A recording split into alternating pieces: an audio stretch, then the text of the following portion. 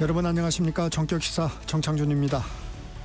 이재명 대통령과 트럼프 대통령의 첫 한미 정상회담이 마무리됐습니다. 정상회담 직전에 트럼프 미국 대통령이 한국 내정 관련 돌출 발언을 해서 긴장감이 돌기도 했지만 두 정상은 조선업을 비롯한 경제협력 의지를 다지고 한반도 평화 문제를 논의했습니다. 잠시 후 홍현희 전 국립외교원 원장 연결해 자세한 내용 살펴보겠습니다. 2부에서는 조국혁신단 서왕진 원내대표와 만나 사면 이후 조국 혁신정책연구원장이 이어가고 있는 광폭 행보의 의미, 그리고 민주당과의 관계를 포함한 정치 현안 살펴보겠습니다. 정격시사는 유튜브로도 실시간 방송됩니다. 8월 26일 화요일 정격시사 출발합니다.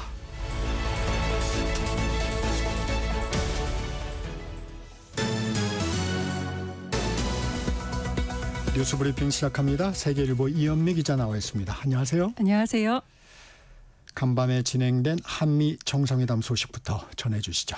네, 우리 시간으로 새벽 1시 40분쯤 한미 정상회담이 시작됐고 오전 4시에 종료됐습니다.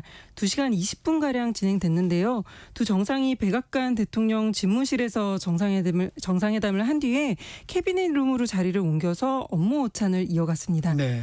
회담 직전 트럼프 대통령이 자신의 SNS에서 한국에서 무슨 일이 일어나고 있는 것인가, 숙청 또는 혁명같이 보인다고 적으면서 돌발 상황에 대한 우려가 나왔었는데 변수 없이 회담이 화기애애하게 마무리됐습니다. 네. 미 언론들은 트럼프 대통령의 회담 전 폭탄 발언에도 이재명 대통령이 트럼프 대통령을 아낌없이 칭찬하면서 긍정적인 분위기로 마무리됐다고 평가했습니다.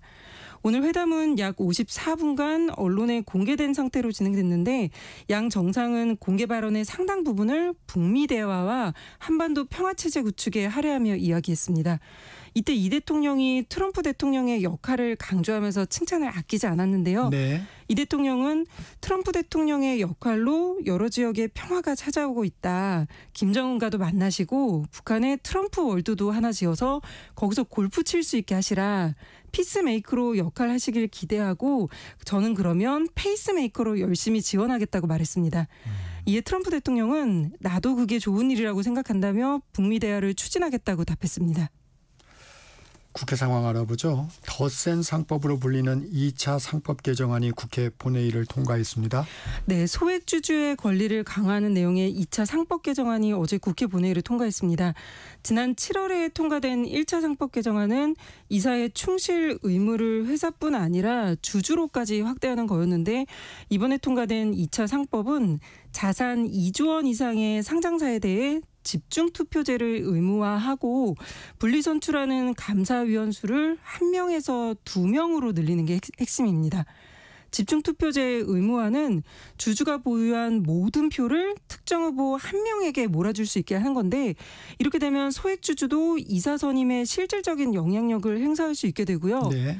지금은 기업의 회계와 내부 감사를 감독하는 감사위원 3명 중 1명만 기존 이사와 분리해서 선출하게 했는데 이를 2명으로 늘리면 어떤 회사의 대주주가 갖고 있는 지분율이 아무리 높아도 소액주주가 연합하면 대주주의 입김에서 자유로운 감사위원을 1명 이상 확보할 가능성이 생깁니다. 둘 다 소액주주의 권리를 강화하는 조치인데 민주당은 한국 기업들이 대주주 이익을 위해 주주 가치를 훼손하는 결정을 하는 걸 막고 지금까지 이런 일들이 꽤 있었는데요. 네. 코스피 5천을 달성하는 계기가 될 거라고 보고 있습니다. 국민의힘은 그런 원래 취지와 달리 실제 현실에선 외국계 헤지펀드나 투기 자본이 일정 지분만 갖고도 우리 기업의 경영권을 흔드는 통로가 될 거라고 비판했습니다. 민주당은 자사주 소각을 의무화하는 내용의 3차 상법 개정안도 추진할 방침이라고 합니다. 민주당이 3대 특검의 수사 인력, 기간, 범위를 확대하는 더 센 특검법을 추진하죠? 네, 민주당은 원래는 어제부터 내일까지 국회 법사위 전체 회의와 본회의를 잇따라 열고 특검법 개정안을 처리할 계획이었지만 다음 달로 일정을 미뤘습니다. 표면적으로는 의견 수렴을 내세웠는데 이번 주 목요일부터 민주당과 국민의힘이 각각 여는 의원 워크숍과 연찬회가 1박 2일로 열리고 또 이 대통령의 미국 방문 일정과 국민의힘의 강한 반발을 고려한 숨고르기로 보입니다. 원래 3대 특검 수사 기간은 오는 10월에서 11월까지인데 네. 개정안에는 이 기간을 늘려주고 인력도 더 확충하고 수사 범위도 확대해주는 내용이 담길 예정입니다. 그야말로 더 센 특검법인데요.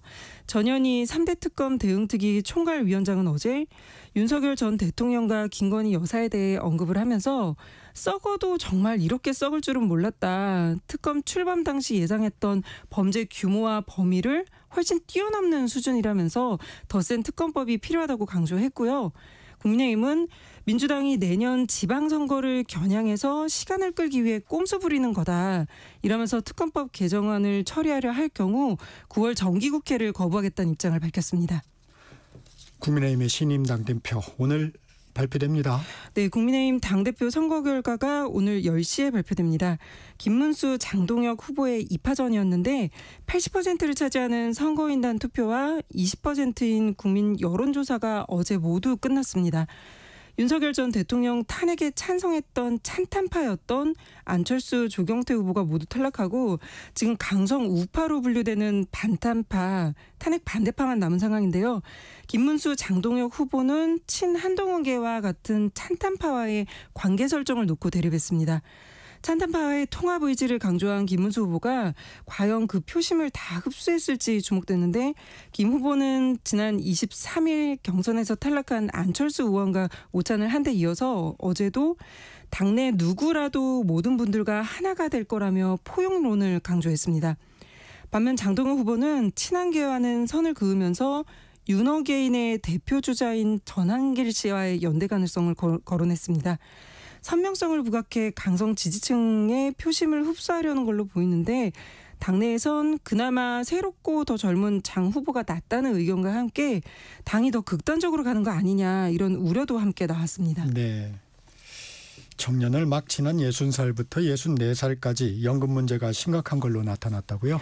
네, 용돈연금이란 말이 나올 정도로 국민연금만으론 노후 생활을 하기가 쉽지 않은데요.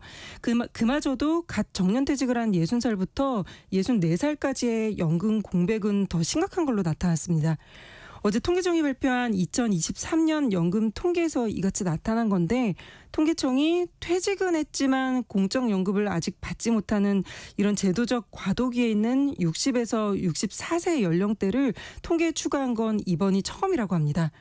이 연령대에서 연금을 한 개 이상 받은 사람은 177만 명 정도로 비율로는 42.7%였고요. 네. 평균 금액은 100만 4천 원이었습니다. 이 외에 237만 명, 훨씬 더 많은 사람들은 연금으로 받는 소득이 0원, 한 푼도 이 기간에 없는 걸로 나타났습니다.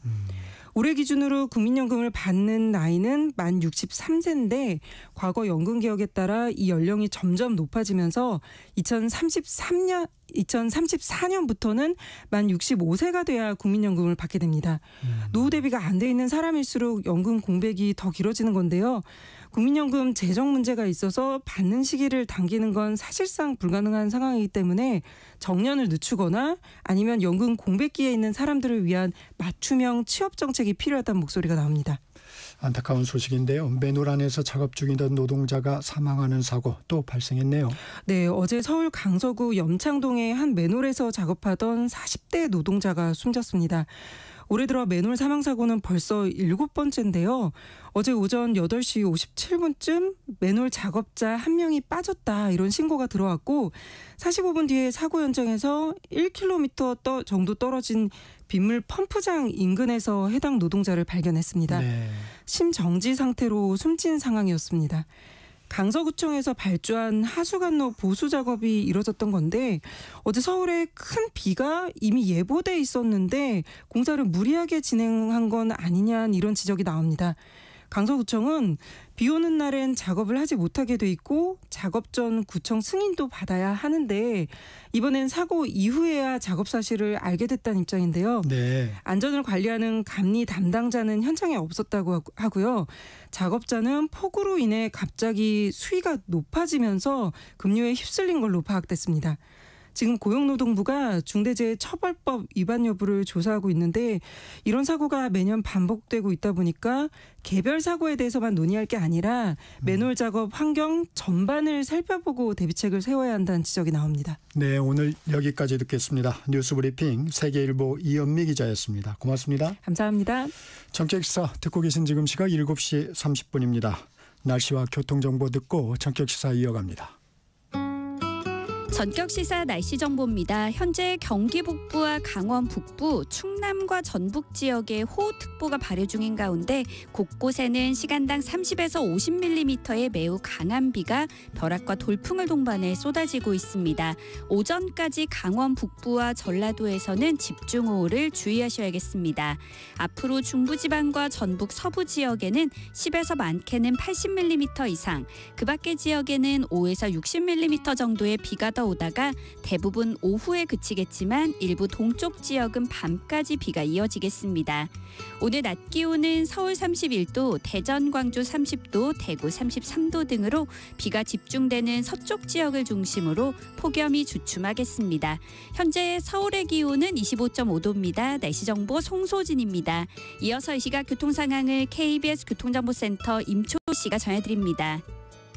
네, 이 시각 출근길 고속도로 교통정보입니다. 호남지선 순천 방향 익산분기점 1, 2차로에서 승용차 단독 사고가 발생했습니다. 경부고속도로 부산 방향 추풍령 부근 3차로에서도 승용차 관련 사고가 발생해서 주의를 하셔야겠습니다. 반대 서울 방향 동탄분기점 5차로에 고장난 차 있습니다. 차선 변경 잘 하시고요. 이후 수원에서 밀리다가 다시 판교 분기점에서 양재나들목까지 모두 밀리기 시작했습니다. 영동고속도로 강릉 방향은 서창에서 월곶, 좀 더 지나 안산에서 정체고요. 반월터널 부근 4차로에는 사고도 있고 또 고장난 차도 멈춰 있어서 주의가 필요합니다. 이후에는 둔대 분기점에서 부곡, 그리고 용인에서 양재터널 부근 사이 모두 교통량이 늘었습니다. KBS 교통정보센터에서 임초희였습니다.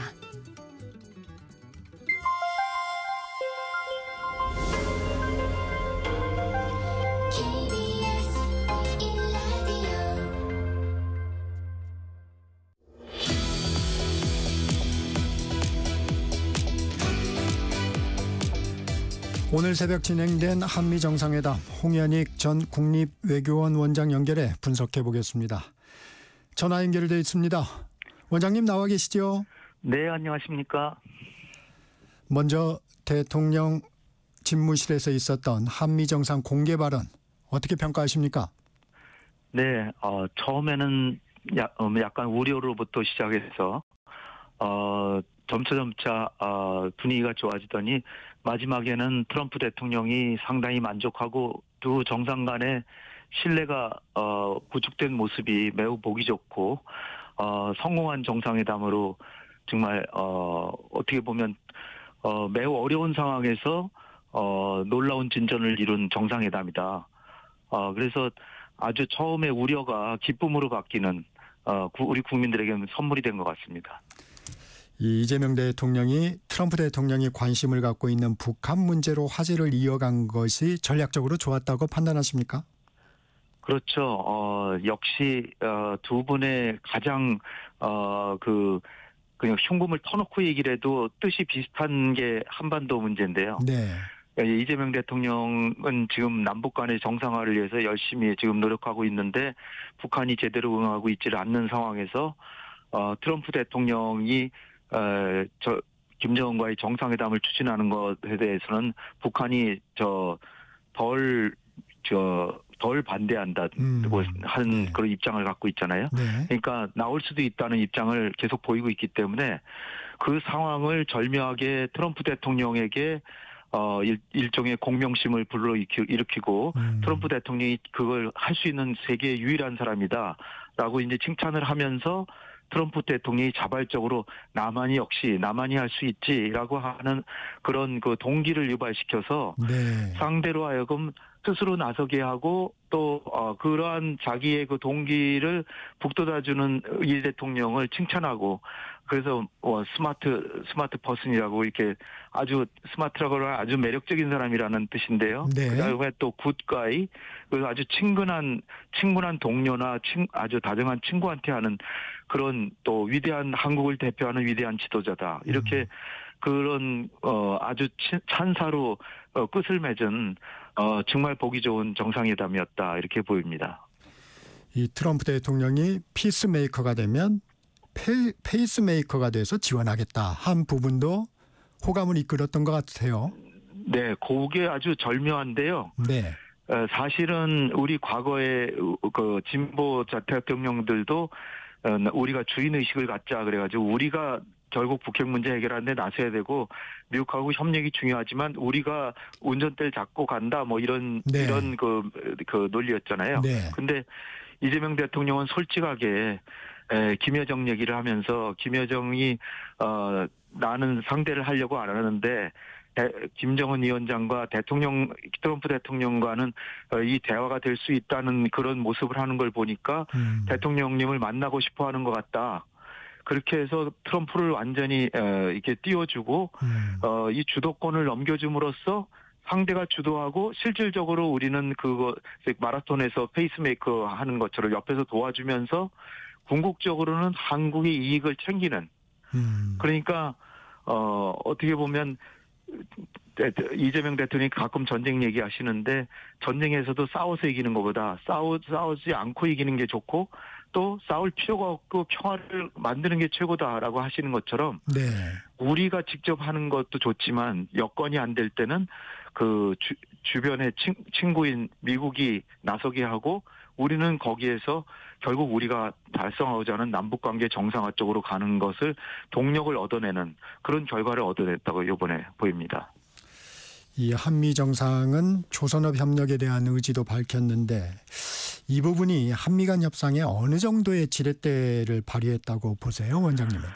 트럼프 대통령이 그 모두 발언에서부터 미국의 조선업에 대해서 과거에는 참 영광이었는데 지금은 완전히 정말 참혹한 상태라는 식으로 얘기를 하면서 한국이 이거를 도와서 우리를 다시 조선업에서도 위대한 나라를 만들 수 있는 나라라고 하는데 그 다행스럽게도 상당 부분은 한국에서 배를 만들고 나머지는 미국에서부터 배를 만든다 이런 표현을 하면서 저는 트럼프 대통령의 성격 같으면 미국이 와서 배를 많이 만들어 달라고만 할 줄 알았는데 네. 한국에서도 많이 만들어 달라고 하면서 그거는 사실 현실론적으로 미국에서 우리가 전력 투자해서 배를 미국에서 만들려고 해도 미국의 조선 산업의 기반이 워낙 지금 쇠퇴해 있기 때문에 단숨에 될 수가 없거든요. 네. 장기간의 시간이 필요하기 때문에 이런 것을 우리 정부가 잘 주목해가지고 이 조선업이라고 하는 게 미국의 패권 유지하고 아주 긴밀하게 연결되는 상황이기 때문에 네. 트럼프 대통령도 이걸 필요로 해서 우리의 협력을 요구하는 그런 상황이 됐습니다. 아무래도 이제 경제 분야에 트럼프 대통령의 관심이 많은데 이 사업성이 다소 불확실한 알래스카 LNG 프로젝트에 대한 한국 참여 의사도 여전히 타진하고 있어요. 네, 이건 사실 좀 우리가 가능하면 피했으면 하는 네. 그 주제 중에 하나였는데 네. 관세 협상 때는 얘기가 안 나와서 잘 넘어갔다 싶었는데 역시 이제 트럼프 대통령의 마음속에는 있었는 모양입니다. 그래서 네. 한국과 일본과 미국이 협력해서 하자 이런 식으로 일본까지도 껴넣었더라고요. 네. 그래서 뭐 이거는 우리가 잘 검토해서 그 미국이 그렇게 요청하니까 뭐 잘 검토하는 성의를 보이고 또 타당성이 보인다 그러면 참여할 수도 있다라고는 여겨지는데 좀 신중하긴 해야 될 것 같습니다.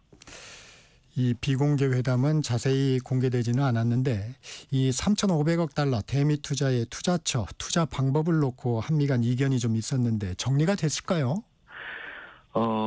이게 지금 관세 협상 얘기를 하면서 트럼프 대통령의 얘기로는 한국이 재협상을 요구했지만 나는 나의 입장을 고수했다 이렇게 얘기를 네네. 해서 저는 좀 놀랐는데요. 네.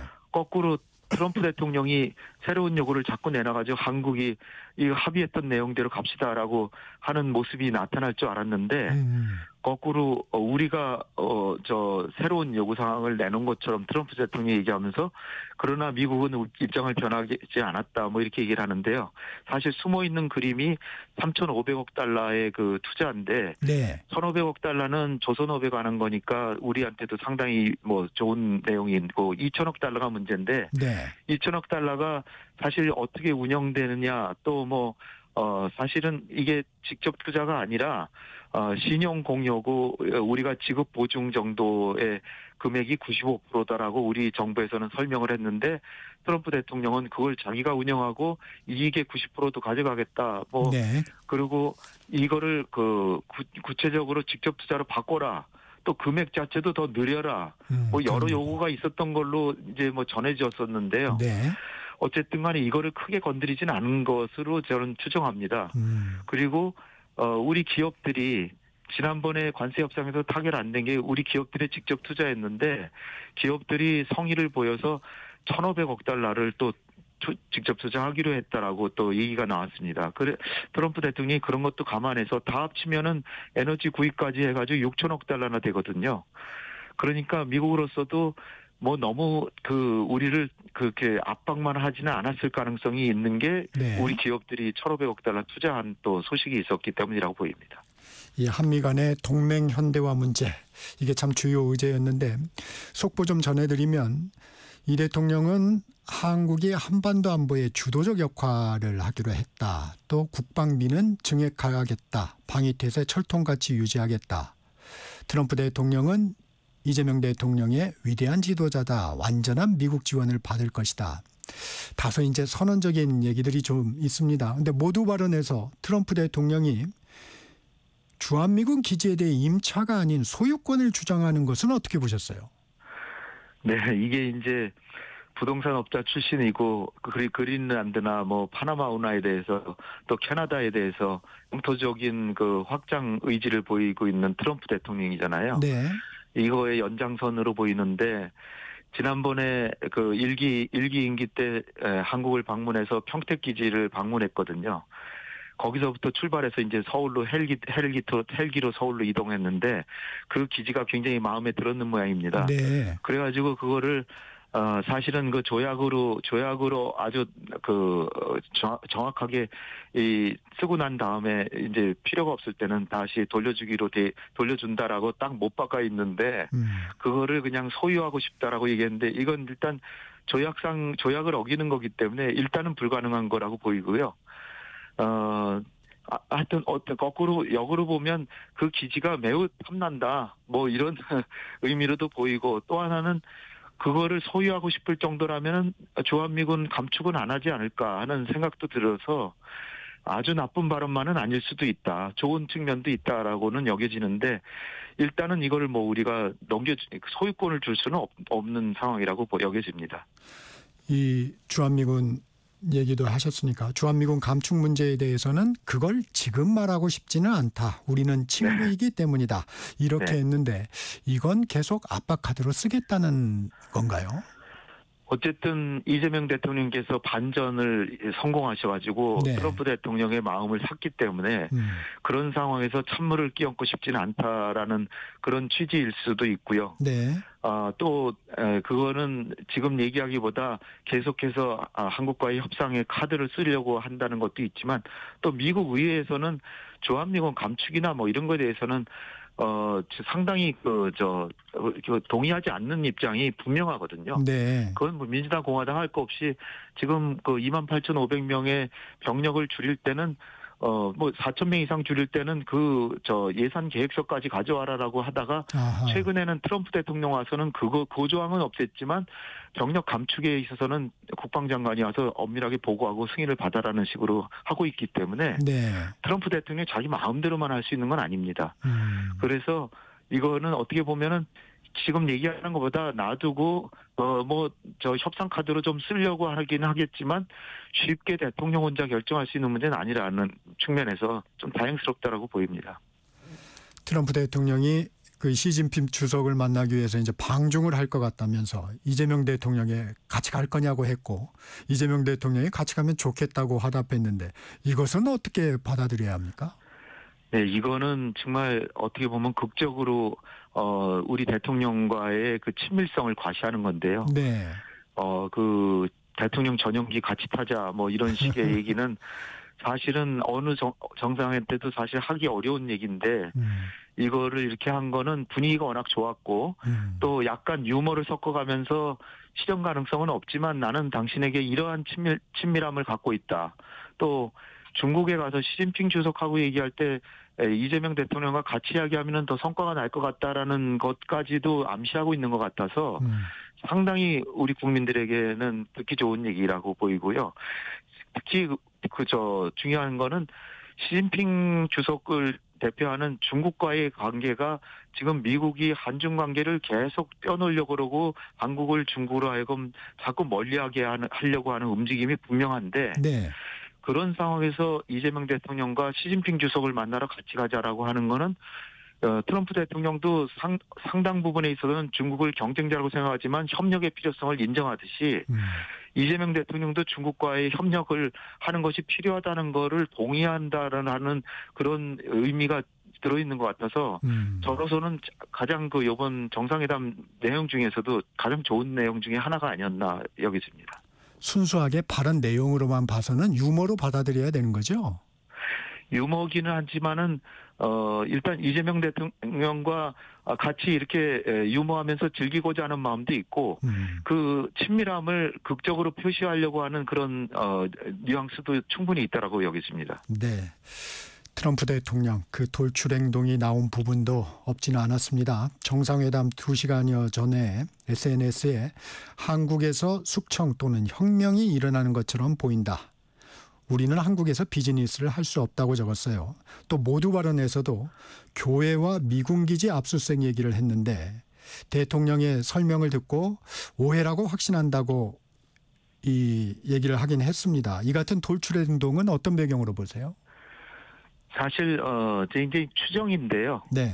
트럼프 대통령이 영향력 있는 유튜버들이 좀 있거든요. 네. 근데 성향이 이제 상당히 좀 일부 좀 편향적인 성향들인데 영향력이 굉장히 큽니다. 미국 NSC를 인원을 한 절반을 내보내는데 그런 사람들 얘기를 듣고 내보냈다는 얘기까지 있을 정도입니다. 네. 그러니까 이 한미 정상회담을 앞두고 그런 분들이 트럼프 대통령한테 한국의 소식을 전한다라고 하면서 조금 우리에게 안 좋은 얘기들을 한 것 같은데요. 아마도 그 내란 특검 하는 상황에서 교회 몇 개 교회를 이렇게 압수수색하고 그다음에 미군 기지도 했다는데 이재명 대통령께서 사실은 그 트럼프 대통령에게 반박하지 말라라는 게 충고였지만 네. 그렇지만 이건 너무나도 중요한 우리에 대한 오해가 있기 때문에 오해에 대해서 소극적으로 대응하거나 회피하지 않고 정면에서 정확한 내용을 설명해서 네. 이것은 우리가 그 사법 행위로서 사법적인 절차에 따라서 했는데 미군 기지를 한 게 아니고 미군 기지 내에 미군이 통제하고 있는 한국군에 대한 그 조사였고 그런 거를 잘 설명하고 사법 절차에 따른 거라고 하는 설명을 공감하고 즉석에서 내가 오해한 것 같다라고 얘기했기 때문에 여기는 오히려 전화위복으로 처음에 긴장된 순간을 가졌지만 오히려 약이 됐던 게 아닌가. 그 트럼프 대통령의 오해가 풀리면서 그다음에 이제 이재명 대통령이 연속적으로 오벌 오피스의 그 내부 치장을 새로 다 바꿨거든요. 네. 리모델링했는데 그게 매우 잘 됐고 트럼프 대통령이 상징하는 미국의 영광을 보여주는 금색으로 된 게 너무나 멋있다. 그리고 미국의 주가 지수가 사상 최대라는 게 미국 경제를 대통령께서 잘 통치하셔가지고 경제가 좋은 것 같다. 그러면서 세계 평화에 대한 기여 이런 걸 연속적으로 이제 칭찬을 사실에 기반해서 이제 들어놓으니까 트럼프 대통령의 기분이 확 풀린 것 같습니다. 네. 이 이재명 대통령 주한미군 유연화에 대해서는 박미길의 전용기 기자간담회에서 동의하기 어렵다는 입장을 분명히 했는데 이 부분에 대해서는 한미 입장이 어땠을까요? 네, 이게 공개적으로 언급 안 된 것만 해도 저는 다행이라고 생각하고요. 네. 그리고 이 중국 가는데 이재명 대통령과 같이 비행기 타고 가자라고 할 정도로 이게 사실 그 동맹의 현대화로 대변되는 주한미군의 전략적 유연성이라는 게 이게 동북아 질서를 한미일 동맹을 강화시키면서 이 그 북중러에 대항하는데 한국이 앞장서달라. 또 주한미군의 역할을 대북 억지에서 대중 억지로 바꾸겠다라고 하는 내용을 다 포함하고 있는 거거든요. 네.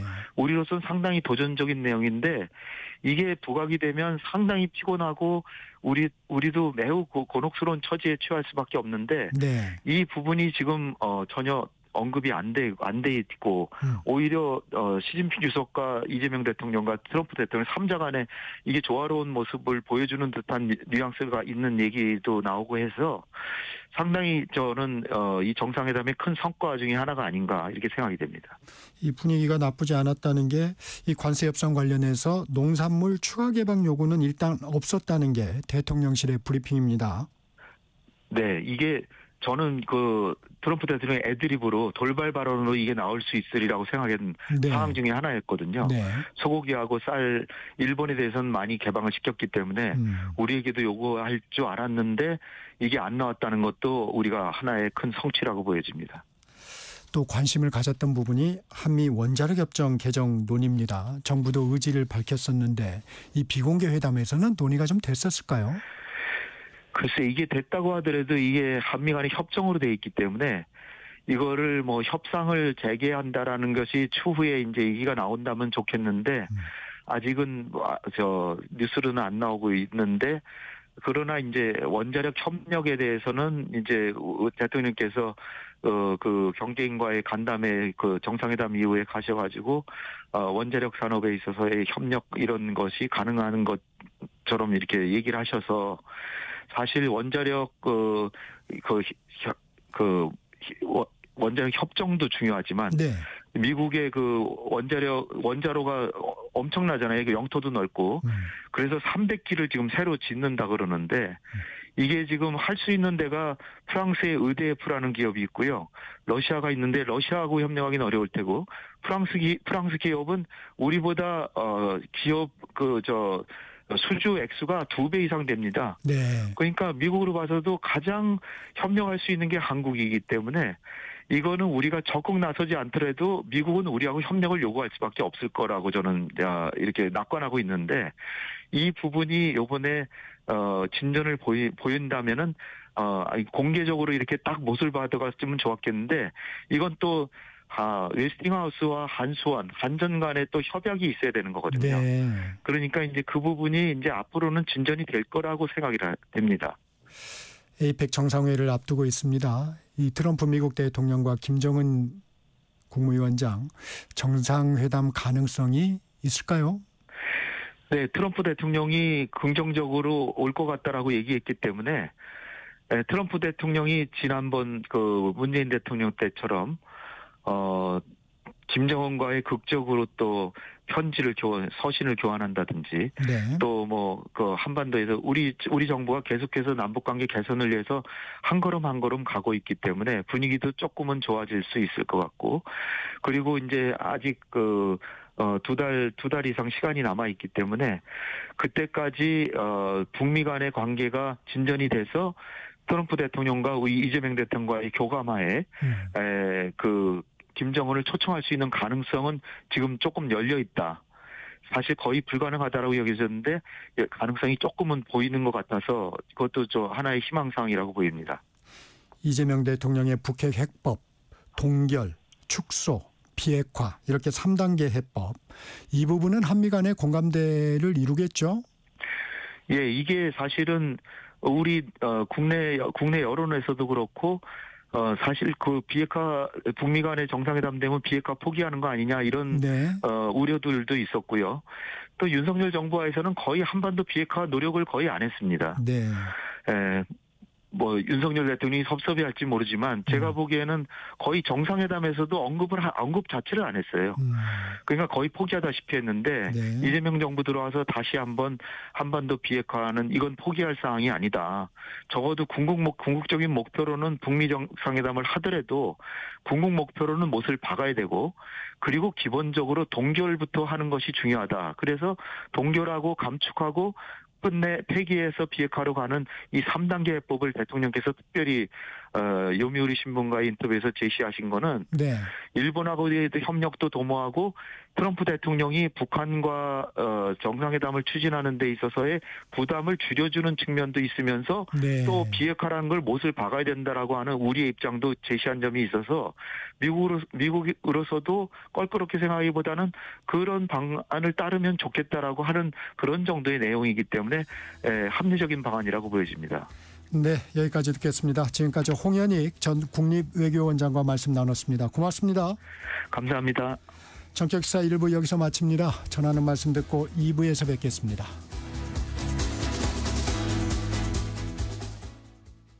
안녕하세요. 서울특별시의회 의장 최우정입니다.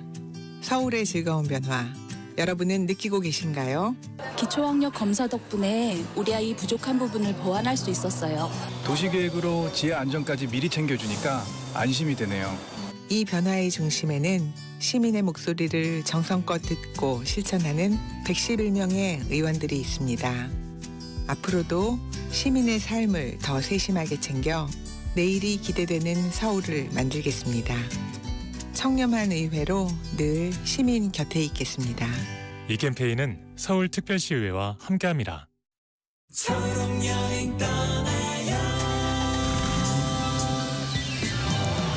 연지 씨에게 여행은 언제나 버거운 일이었습니다. 마냥 들떠있는 아이들과 달리 몸이 불편한 남편을 휠체어에서 차로 옮겨 태우느라 진땀을 빼야 했거든요. 하지만 이번엔 달랐습니다. 장애인 편의 제공 차량을 신청해 편안하게 영덕으로 떠날 수 있었어요. 이동이 편리해지니 연지 씨도 처음으로 아무 걱정 없이 여행을 즐길 수 있었습니다. 장애인과 보호자 모두 마음 편하게 떠나는 여행이 더 이상 특별한 일이 아니길 바랍니다. 우리 함께 떠나봐요. 어디라도 좋아 좋아 자 출발해요.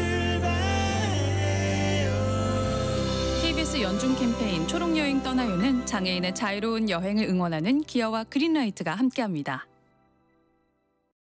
KBS 라디오를 스마트하게 즐길 수 있는 방법. 스마트폰 플레이 스토어나 앱 스토어에서 KONG KBS 콩을 검색해서 다운받는다.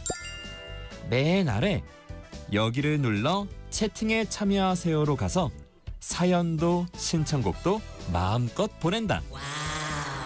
지금 내가 듣고 있는 라디오, DJ는 뭘 하고 있는지, 게스트는 누구인지 보고 싶다면 오른쪽 위 카메라 모양을 누르고 보이는 라디오로 즐긴다. 방금 들은 그 노래, 아까 들은 그 노래, 가수와 제목이 궁금하다면 오른쪽 아래 음표 버튼을 눌러서 실시간 선곡표를 확인한다. 전국 세계 어디서나 이것만 기억하세요. 콩을 깐다.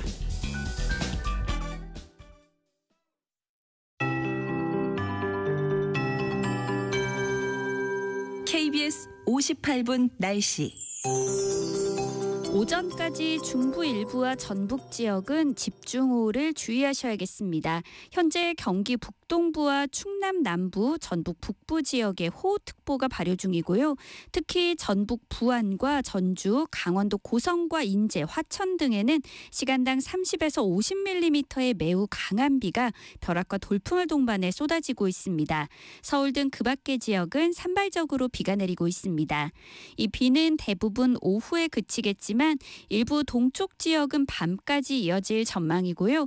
앞으로 경기 동부와 강원 내륙, 충청도는 곳에 따라 80mm 이상의 많은 비가 더 내리겠고 그 밖의 지역에는 5에서 40mm 정도가 더 오겠습니다.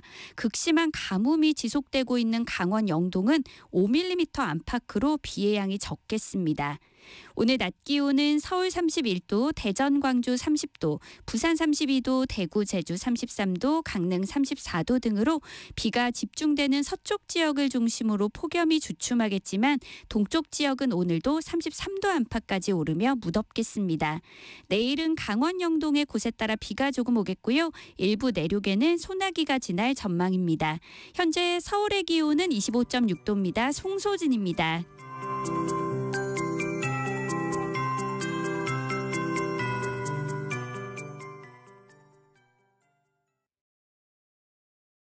정성을 다하는 국민의 방송 KBS가 8시를 알려드립니다. AM 711kHz, FM 97.3MHz, KBS 1라디오입니다. HLKA.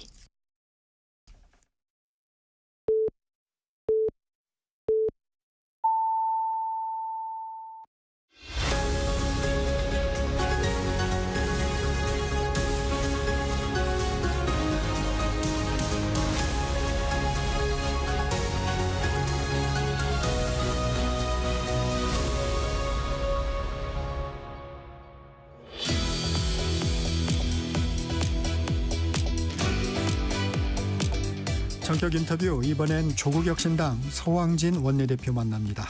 대표님 안녕하세요. 안녕하세요. 서왕진입니다. 이 조국 혁신정책연구원장이 당으로 복귀하면서 네. 당내 어떤 변화가 좀 있습니까? 무엇보다도 저희들이 체감하는 것은 당에 대한 국민들과 또 언론의 관심이 아주 높아졌다. 네. 당으로서는 대중정당이기 때문에 참 중요한 문제라고 생각을 하고요.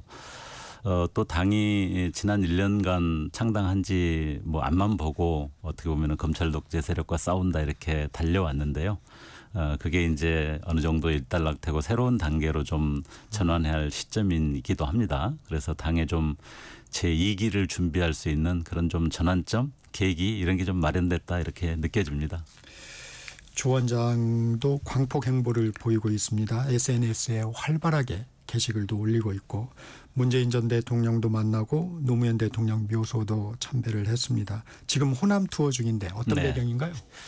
1차적으로는 이제 사면 복권 과정에서 참 많은 분들이 마음을 모아주셨어요. 물론 가장 결정적으로는 대통령님의 결단이 이제 결정적이었다고 생각을 합니다만은 거기까지 가는 과정에서 특히 종교계나 시민사회계 원로들 또 문재인 전 대통령님 등을 포함해서 조국 또 조국 가족의 고통에 대해서 공감하시면서 빠른 사면 복권을 굉장히 요청을 많이 해주셨기 때문에 거기에 대해서 이렇게 감사 인사를 드리는 것은 기본적인 도리라고 생각을 하고요.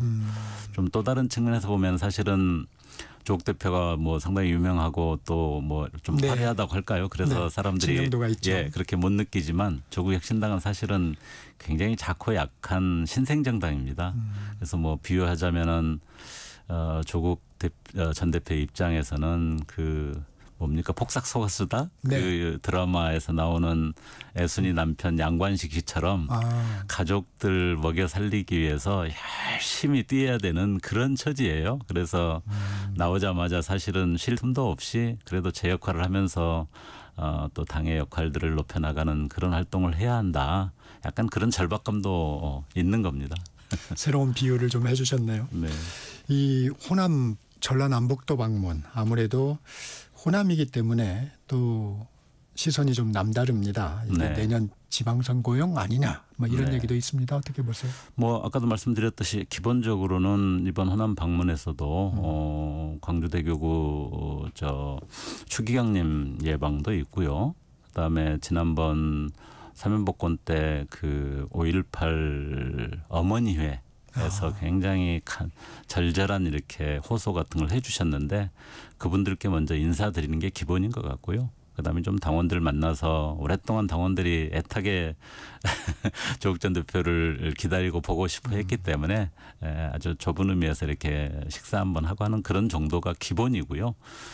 저희들이 무슨 호남에서 지방선거를 준비하거나 특별한 이벤트를 지금 준비하거나 그런 것은 전혀 없는 상태로 인사드리는 일정이고 약간 좀 일정이 길어지는 이유 중에 하나가 조 원장의 그 대학 아주 절친이 조선대 교수 최홍업 교수라고 계신데 네. 환경운동 시민사회운동을 열심히 하셨던 분이에요. 근데 그분이 감옥에 있는 중에 암으로 돌아가셨어요. 그래서 너무 절친이어서 묘소가 있는 담양 가서 이렇게 참배하는 거 뭐 이런 일정들로 구성되어 있는 게 이번 호남 방문의 내용입니다. 그래도 조국혁신당의 최대 현안이라고 할까요? 최대 과제는 내년 지방선거죠? 물론입니다. 지방선거 제일 중요한 일정이라고 생각을 하고요. 아직 당에서는 본격적으로 지방선거 전략이나 이런 논의를 깊이 있게 하지는 못했습니다마는 잘 치르고 정확하게 해야 된다고 생각하는데 큰 틀에서 조국혁신당만의 과제가 아니고 우리 정치 지형 전반을 새롭게 좀 재구축하는 것. 특히 국민의힘이 아직도 이제 내란 문제나 이런 거에서 전혀 이렇게 변화를 보이지 않고 있기 때문에 저희들 입장에서는 국민들이 좀 제대로 심판을 해야 된다고 생각하고 있고요. 그것을 위해서 조국혁신당뿐만 아니라 오히려 민주당 또 다른 개혁적인 야당들이 이 문제를 어떻게 공동으로 연대를 통해서 일종의 내란의 좀 청산과 종식이라는 관점에서 협력하고 잘 가져갈 거냐 그런 큰 그림이 그려져야 된다고 보고요. 그 속에서 조국혁신당의 역할을 먼저 생각하고 그러나 호남에서는 건강하게 경쟁을 하는 것이 여전히 가치 있고 필요하다라는 게 저희의 생각입니다. 이 조 원장은 내년 선거 출마 의사를 분명히 했습니다. 이 보궐선거나 지방광역자치단체장 선거 어느 쪽에 좀 무게를 두는 분위기인가요? 우선 그 조 원장이 거기에 대해서 뭐 피하지 않겠다, 뭐든 나서겠다라고 답을 한 과정과 배경을 좀 설명드릴 필요가 있다고 보는데요. 네. 사실은 당내에서는 조 대표가 뭐 지방선거 어디 부산시장, 뭐 서울시장을 출마할 거냐 말 거냐, 또 재보궐선거 어디를 나갈 거냐 이런 논의를 한 번도 내부적으로 진지하게 해본 적이 없습니다. 그런데 조 대표가 이제 사면복권이 결정되는 시점에서 주로는 민주당발 아이디어로 부산시장에 한번 전략적으로 투입하는 것도 뭐 고려할 수 있다.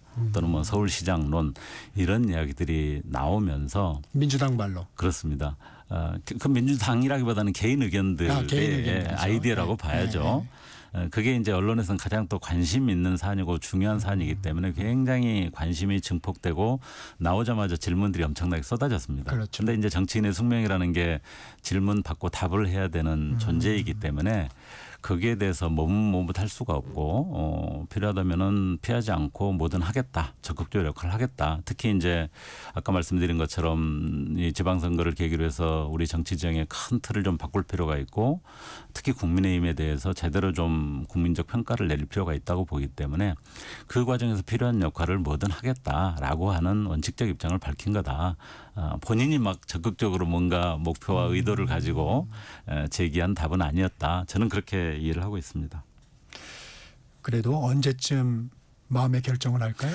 예, 뭐 현실적으로 내년 지방선거가 이제는 뭐 코앞에 다가왔기 때문에 당으로서도 여기에 대한 뭐 전략과 방침을 정하지 않을 수가 없습니다. 한 연말까지는 집중적인 논의를 통해서 아까 말씀드린 큰 전략 기조를 잡고 또 민주당이나 진보당 또 뭐 사회민주당 등과 함께 연대하는 논의도 해야 되고 그런 과정을 통해서 당의 전략 기조가 만들어지고 거기서 조국 원장은 무슨 역할을 맡기는 것이 최선이냐 하는 것들을 늦어도 연말까지는 결정을 해야 되지 않을까 그렇게 생각을 하고 있습니다. 그러니까 이게 조 원장이 출마 의사를 밝힌다고 해도 사실 선거 연대가 이루어지지 않으면 이 당선하고는 또 이게 쉽지 않은 싸움이지 않습니까? 그렇습니다. 조국혁신당이 창당 때부터 총선 그때는 뭐 총선이었습니다만은 지민 비조라고 하는 전략을 내세웠던 것도 조국혁신당 홀로 모든 선거를 뭐 완성시킬 수 있다 이렇게 보지 않고 민주당을 포함한 개혁진영 전체의 어떤 공조와 연대 속에서 자기 역할이 있다. 근데 그것이 그냥 뭐 뺄셈이 아니라 윈윈의 어떤 효과를 만들어낼 수 있다. 저희는 늘 그렇게 생각하고 있고요. 지방선거에서도 그런 전략을 잘 찾아내는 것이 숙제인데 뭐 저희 혼자 할 수 있는 건 아니고 또 민주당이 어떤 태도와 입장을 가지고 함께 논의하느냐 이런 게 중요한 것 같습니다. 예, 선거연대가 기본으로 깔려 있는 거죠? 그렇습니다. 호남에서의 혁신 경쟁을 두고는 민주당도 그렇게 달가워하지는 않을 텐데요. 정치 현실이고 또 선거는 그야말로 뭐 전장이지 않습니까? 그런 점에서 누군들 경쟁이 즐겁고 편하겠습니까? 그런 점에서 민주당이 좀 우려하고 또 경계하는 것 충분히 이해합니다. 그렇지만 호남 정치를 생각해 보면 호남에서 민주당이 여전히 압도적으로 거의 싹쓸이하는 것이 무슨 의미가 있겠습니까? 호남 정치 발전을 위해서도 호남 발전을 위해서도 한국 정치 전체를 위해서도 그것이 가져올 수 있는 가치나 효과라는 것은 저는 뭐 별로 없다고 보기 때문에 오히려 혁신 경쟁을 통해서 민주당도 훨씬 더 발전적으로 훨씬 더 힘이 있고 자원이 풍부하기 때문에 조금만 신경 쓰면 저희들이 감당하기 힘들 정도의 좋은 아마 질을 보여줄 거예요. 그런 어떤 매기 효과도 만들어낼 수 있고 그게 호남 정치의 발전을 통해서 한국 정치 전체로 파급될 수 있다. 저희는 그렇게 기대를 하고 있어요. 민주당에서 조 원장의 행보를 두고 불편한 기류가 있습니다. 원내대표께서도 진영 내 과도한 견제로 활동을 위축시키는 것은 오히려 국민의힘의 부당한 주장에 힘을 실을 뿐이라고 말씀하셨는데 네. 민주당이 어떤 말을 하고 싶으신 거예요? 우선 저는 두 가지 측면을 말씀을 드리고 싶었습니다. 우선 조국의 사면 복권 또 사면 복권이 되기까지의 과정을 생각해 보면 저희는 2019년 조국 사태는 명확하게 검찰들의 쿠데타다 이렇게 보고 있습니다. 딱 표적을 만들어서 어떻게든 조국이라고 하는 검찰개혁의 아이콘을 무너뜨리고 그걸 올라타서 자기들의 어떤 역할들을 더 높이겠다는 검찰의 전략이 분명히 있었다고 생각을 하고 있고 다 확인됐다고 보거든요. 그런데 그 과정에서 검찰이 표적 수사를 하고 또 프레임을 만들어서 조국을 위선자로 만들고 가족 전체를 도륙 했던 그 프레임 속에서 가족 전체가 고통을 받았고 실제로 조국 전 대표도 어쨌든 뭐 일찍 나왔다고 생각하시는 분도 있지만 8개월이라는 시간 동안 그 프레임 속에서 그 검찰의 표적 수사였던 그것을 완전히 올가미를 벗어나지 못하고 강제로 자숙과 성찰의 시간을 보낸 겁니다. 그렇게 해서 나왔는데 더 자숙하고 더 성찰해야 된다라고 저는 뭐 일반 국민이나 또는 국민의힘이 그렇게 주장할 수 있다고 생각합니다마는 민주당에서 그렇게 나서서 할 일은 아니지 않느냐라는 좀 섭섭한 마음이라고 할까요? 그 점을 하나를 말씀드리는 거고요. 두 번째로는 조 대표가 그렇게 나와서 지금 아직 뭐 본격적인 행보는 아닙니다마는 일성으로 큰 방향을 밝힌 것은 국민의힘을 심판하고 그걸 위해서 진보개혁진영이 제대로 연대하는 것 또 이재명 정부의 성공을 위해서 미력이나마 힘을 보태겠다라고 이야기하고 그런 방향 속에서 움직일 텐데 그것을 자꾸 자제하라고 위축시키는 게 무슨 도움이 되겠느냐. 오히려 국민의힘의 주장에 동조하는 결과만 나올 거다라는 점을 좀 이야기하고 싶었습니다. 원내대표님이 지금 조국 혁신당 입장에서 말씀을 하셨는데 민주당 일각에서는 왜 이 자숙과 성찰을 얘기한다고 보세요?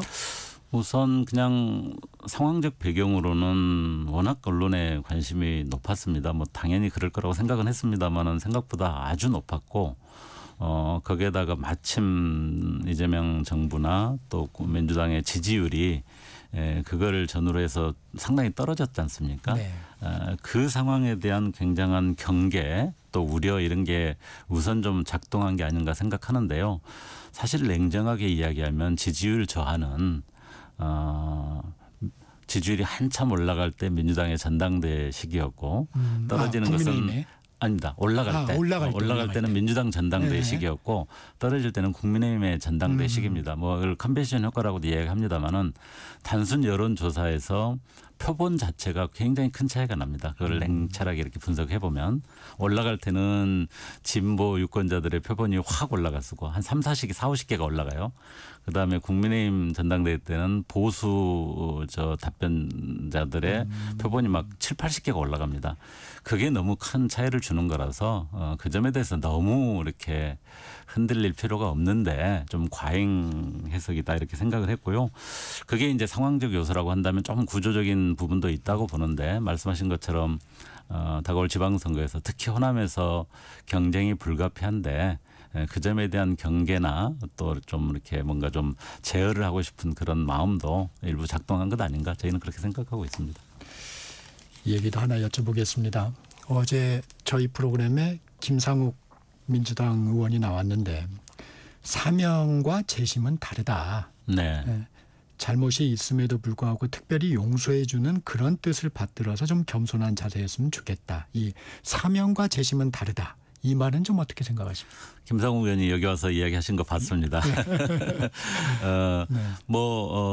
그렇게 바라보는 시각들이 국민들 인식 속에 상당히 있으실 거라고 생각합니다. 이해가 됩니다.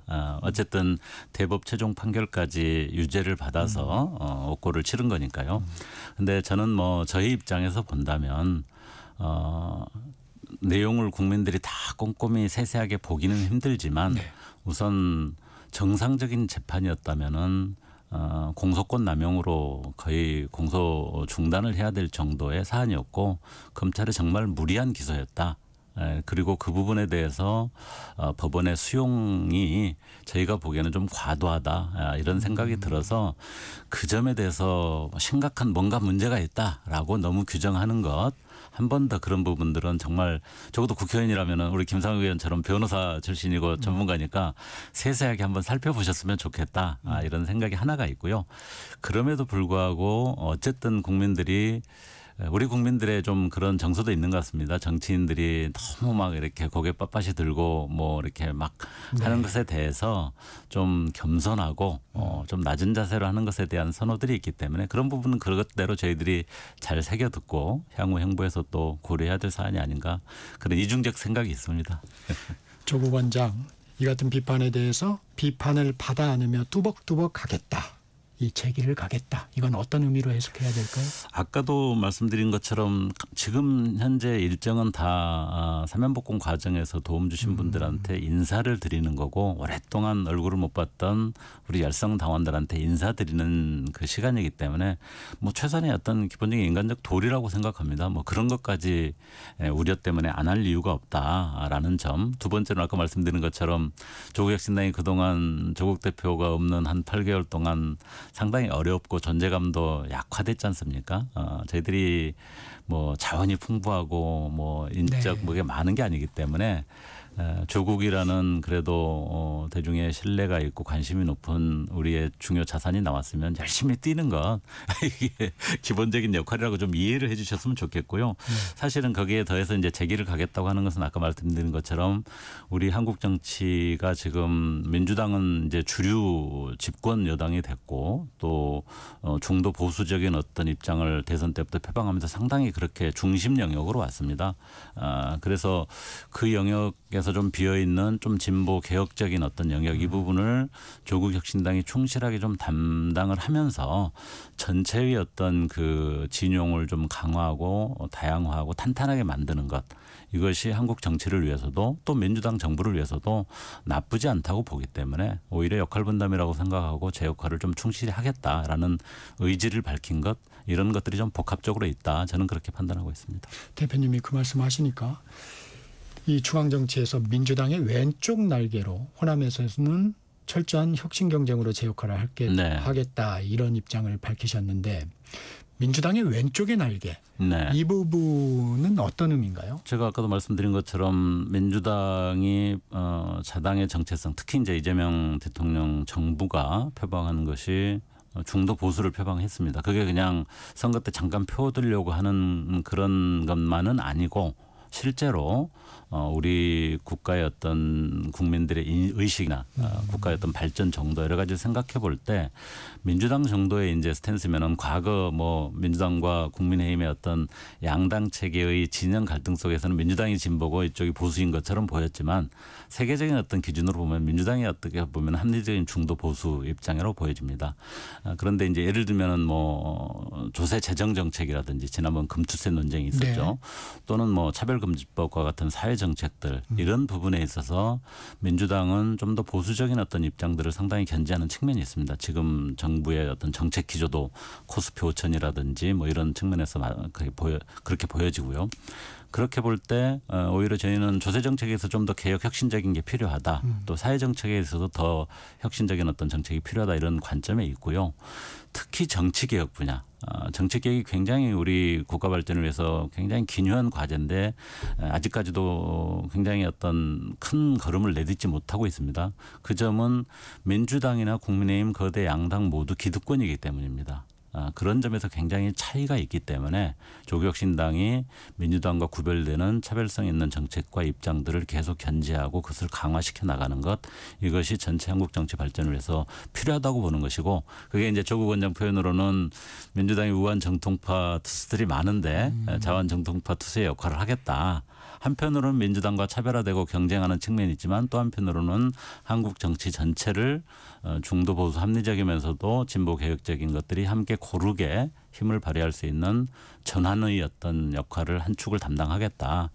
이렇게 저희는 이해를 하는 겁니다. 그러면 조국혁신당은 진보적 의제도 멈추지 않고 제기하겠다. 그렇습니다. 저희들이 과거 민주노동당, 정의당에 대해서 가지고 있는 인식처럼 이념적 진보성이 아주 투철하거나 그런 지향을 저희들이 펴는 것은 아닙니다만은 구체 정책 부분에 있어서 민주당에 비해서 조세 정책이나 사회 정책에 있어서 훨씬 더 진보 개혁적인 입장들을 감추지 않고 분명하게 표현해 나갈 것이고요. 다만 민주당과 권력기관 개혁이라든지 아까 말씀드린 국민의힘에 대한 대응이라든지 이런 부분에 있어서 너무 차별화를 위해서 민주당하고 갈라서는 것이 아니라 협력할 것, 연대할 것은 또 충실하게 하겠다. 이런 부분들이 과거와 좀 차이가 있는 것 아닌가. 저희는 그렇게 이해하고 있습니다. 대표님께서는 지난번에 나오셨을 때 합당에 대해서는 창당 이후로 한 번도 검토하거나 논의된 바가 없다. 조국 원장은 너무 빠른 질문이다. 이렇게 입장을 좀 밝혔습니다. 이게 가능성을 완전히 닫은 건 아니죠? 정치에 있어서 절대 없다, 불가능하다 이런 것은 없다고 저도 생각합니다. 다만 말씀드린 그대로 창당 때부터 조국혁신당의 역할은 사실은 건강한 제3당, 제4당이 좀 나타나서 거대 양당이 지역 기반을 바탕으로 해가지고 아주 극단적인 진영 정치를 통해서 어떨 때는 긍정적인 역할도 있습니다만은 많은 경우에는 서로 발목 잡기로 잘못하기만 기다리면서 정치를 펼쳐나가는 것. 이 단계를 좀 넘어서야지 정치도 발전하고 대한민국도 한 단계 더 발전할 수 있는 길이 열리지 않겠느냐. 그런 생각이 분명하게 있고 여전히 그 관점에서 변함이 없습니다. 그래서 조국혁신당 아직은 굉장히 약하지만 좀 더 자강을 해서 힘이 있는, 예를 들면 교섭단체 권한도 확보해서 당당하게 교섭권도 좀 발휘할 수 있고, 그렇게 되면은 지금의 정치보다는 한 단계 높은 수준의 정치를 만들어가는 데 기여를 할 수 있지 않나. 그렇게 되기를 저희는 간절히 바라고 있고요. 합당이 조국혁신당을 위해서도 또 한국 정치를 위해서도 민주당을 위해서도 지금 현 시점에서는 아무런 발전적 역할이 없다. 저는 그렇게 생각합니다. 현 시점에선. 네. 그러나 가능성을 닫는 건 아니다. 정치적 가능성에 대해서 절대로 이렇게 배제하거나 그러지는 않습니다. 조국 원장의 발언도 주목을 많이 받고 있습니다. 그 가운데 이제 2030 세대 중에서 남성들 중 일부가 극우화되어 있다. 이 발언이 좀 도마 위에 올랐어요. 그건 어떤 의미로 좀 봐야 될까요? 그게 해석되기에 따라서 2030 남성들에 대해서 너무 일방적 규정을 한 것처럼 이렇게 느껴지기도 하겠습니다만은 그냥 실제 선거 과정이나 여론조사 과정을 통해서 나타나고 있는 2030 세대들 중에 남성과 여성의 아주 극단적인 정치적 입장의 차이, 또 그중에서도 2030 모든 남성들이 그럴 리가 없지 않겠습니까? 네. 일부 남성들이 과거부터 이렇게 상당히 보수와 또는 극우의 어떤 입장들을 이렇게 대변하는 행위들을 보여온 점들, 이런 것들이 우리 사회에 명확하게 존재하고 있기 때문에 이 문제를 제대로 인식하고 또 제대로 대응하는 것이 필요한데, 조국 원장의 방점은 왜 그런 게 생기느냐 라고 하는 부분에 있어서 지금 청년들, 젊은이들이 처해 있는 일자리 문제, 미래 전망의 불투명 문제, 또 거기서 남성들이 과거와 달리 가지는 박탈감, 이런 부분들이 구조적으로 존재하기 때문에 그것을 정치인이라고 한다면, 정치 지도자라고 한다면 근본적으로 해결하는 노력들을 하는 것들이 필요하다. 이 점을 이야기한 것이지 2030 남성들을 전반을 그렇게 평가하고자 한 취지는 아니었다. 아마 다들 그렇게 이해하시지 않을까 생각합니다. 오늘 새벽에 속보가 쏟아졌습니다. 한미 정상회담. 네. 어떻게 평가하십니까? 아직 평가를 이렇게 하기는 좀 어렵습니다만은 시작도 하기 전에 우리 트럼프 대통령이 SNS를 통해서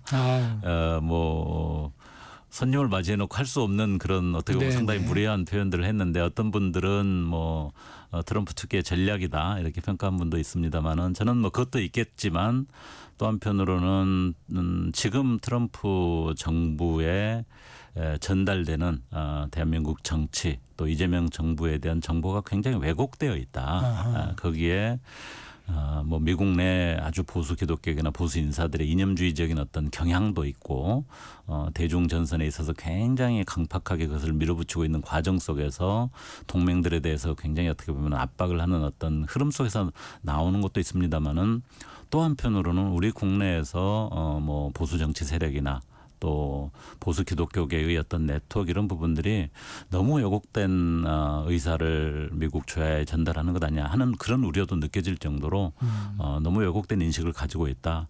다행히 양자 정상 만남 속에서 굉장히 유연하게 그런 분위기를 좀 해소한 것처럼 보여서 다행이긴 합니다만은 그 인식 자체가 금방 사라지겠습니까? 네. 그런 점들을 좀 개선하는 게 필요한데 물론 뭐 기본적으로는 이재명 정부에서 그거를 잘 소통하고 잘 설득하는 노력들이 기본이겠습니다만은 국익이라는 측면에서 보면은 우리 보수 정치 세력이나 또 보수 기독교계에서도 너무 왜곡된 정보를 또 미국 조야에 전달해서 왜곡하는 것은 국가를 위해서 바람직하지 않기 때문에 그런 것들을 좀 주의할 필요가 있다 하는 생각도 해봅니다. 회담 한 2시간여 전에 트럼프 대통령이 날린 SNS 글 지금 네. 그 말씀을 좀 해주시고 계신 걸로 알고 있습니다. 트럼프 대통령이 주한미군 기지에 대해서 소유권을 주장한 부분은 좀 어떻습니까? 그 배경이 무엇인지는 조금 더 확인을 네네. 해봐야 될 것 같습니다. 네. 워낙 뭐 새로운 이야기를 툭툭 던지는 분이기 때문에 오히려 그보다 가장 중요하게 가장 민감하고 중요하게 걱정했던 것은 주한미군의 역할 부분에 대한 변경을 끊임없이 특히 뭐 루비오 네. 국무장관이 사전에 굉장히 그런 이야기를 많이 했고 미국 정부가 그런 큰 기조 속에서 대중 포위 전략 속에 주한미군의 역할을 좀 주도적으로 배치하는 것을 동맹 현대화라는 표현으로 네. 이렇게 몰아붙이고 있는데 그 점은 사실은 대한민국의 어떤 국가 안보를 너무 위험에 빠뜨리는 문제이기 때문에 그 점과 관련해서 이번 정상회담에서 어떻게 이제 미국 측이 요구가 되고 주장이 나올지는 모르겠습니다만은 절대로 넘어서는 안 되는 그런 요소라 아마 이재명 대통령께서도 기내 간담회에서 명확한 입장을 이야기하신 걸로 아는데 그거를 잘 어렵다. 이제 그 지켜야 부분은? 될 것 같고요. 미군 기지 부분은 이제 뭐 아마 방위비 분담 문제나 등 뭐 이런 이야기를 하면서 또 뭔가 전략적 수단으로 툭 던지신 게 아닌가 하는 그런 생각도 드는데요. 그런 내용을 좀 더 파악을 해봐야 될 것 같습니다. 이번에 이제 방송 3법을 포함해서 노란봉투법 3법까지 국회를 통과했습니다. 그렇습니다. 야당의 필리버스터가 이어졌는데 의원들이 밤에는 다 거의 안 계시더라고요. 네. 이 필리버스터는 좀 어떻게 보셨어요? 필리버스터는 뭐 국민의힘 입장에서 안 할 수 없는 뭐 과제여서 시도는 했다고 생각합니다만은 구조적으로 또는 뭐 내용적으로 별 의미가 없었던 과정이었다 그런 생각을 하고요. 실제로 이번에 이제 통과된 5개 법안 모두 이미 국회에서 충분한 논의와 결정을 해서 법안을 통과시켰지만 전임 윤석열 정부에서 거부권 행사로 다 무산됐던 사안들 아닙니까? 그런 점에서 늦었지만 저는 뭐 해야 될 일을 잘 했다 이렇게 생각하고요. 제게나 또 우려하는 뭐 여러 가지 의견들이 있는 건 알고 있습니다만은 정부가 이제 구체 실행 과정에서 디테일을 잘 챙겨서 뭐 1년 후에 이제 유예 기간 있지 않습니까? 실행을 하게 되면 지금 우려하는 부분들이 큰 문제는 안 될 정도로 굉장히 그동안에 많은 논의를 거쳐서 합리화된 안이다. 저희는 그렇게 받아들이고 있습니다. 민주당에서 검찰개혁 속도감 있게 추진하고 있습니다. 네. 혁신당은 더 센 검찰개혁을 주장하고 있습니다. 어떤 내용입니까? 사실은 속도를 저희들이 강조했던 것은 오히려 속도를 조국혁신당이 강조를 했었습니다. 딱 1년 전에 정확하게 1년 전에 저희들은 이미 사법을 제안을 해서 검찰개혁 사법을 제안해서 뭐 계속 기다리고 있었고 네. 민주당이 어떻게 보면은 이제 여러 가지 정치적 상황 때문에 시간을 끌어왔는데 최근에 민주당이 굉장히 속도를 내고 있는 게 사실이죠. 뭐 저희는 그거는 좋다고 생각합니다. 그동안 너무 미뤄졌고 또 새 정부 들어서 뭐 중요하고 바쁜 일이 많다고 그래서 그거를 뒤로 미뤘을 때 만들어질 수 있는 혼선이 있기 때문에 좋다고 보는데 아직 이제 구체 내용에 있어서 민주당과 또 정부 안에 좀 약간 이견도 있는 거고요. 중수청 뭐 어디 배치할 거냐 또 수사 요구권 보안 요구권 어떻게 할 거냐 하는 거에 있어서 그 부분은 저희들 안을 바탕으로 해서 디테일하게 함께 논의에 참여하고 있고 조만간 좀 합리적인 안으로 좀 통합될 될 수 있지 않을까 기대를 가지고 있습니다. 네, 시간이 아쉽습니다. 오늘 여기까지 듣겠습니다. 서왕진 조국혁신당 원내대표와 말씀 나눴습니다. 고맙습니다. 감사합니다. 정격시사 2부 마칩니다. 전하는 말씀 듣고 3부로 돌아옵니다.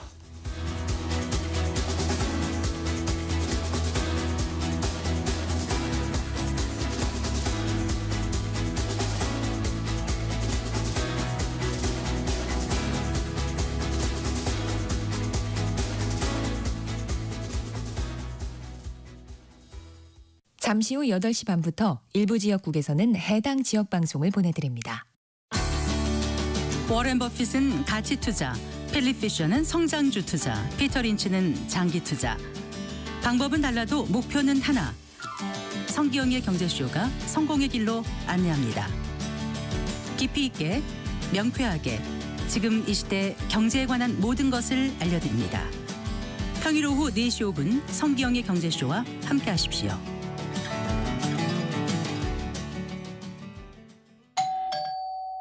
편지 왔습니다. 퇴근길 지친 당신에게 힘이 되는 뉴스를 전해드립니다. 매일 저녁 5시 5분 당신과 함께 읽는 세상 이야기 KBS 1라디오 뉴스레터 K. 지금 시각은 8시 30분입니다. KBS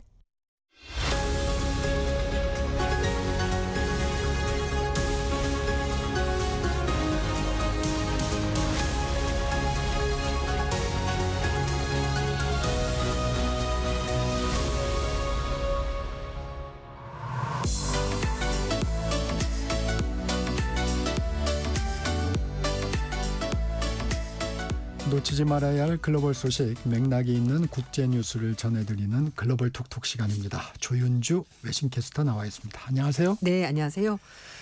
트럼프 대통령이 범죄와의 전쟁 선포를 하면서 수도 워싱턴 DC에 주 방위군을 투입했는데 이 부분을 더 확대할 계획이라고요? 네, 그렇습니다. 미국 수도 워싱턴 DC에 범죄와의 전쟁을 선포하면서 주 방위군을 투입을 했는데요. 그런데 트럼프 대통령이 여기 외에도 시카고에도 주 방위군을 배치할 가능성을 내비치면서 좀 본격적으로 미국 전역으로 확대되는 거 아닌가 하는 우려가 나오고 있습니다.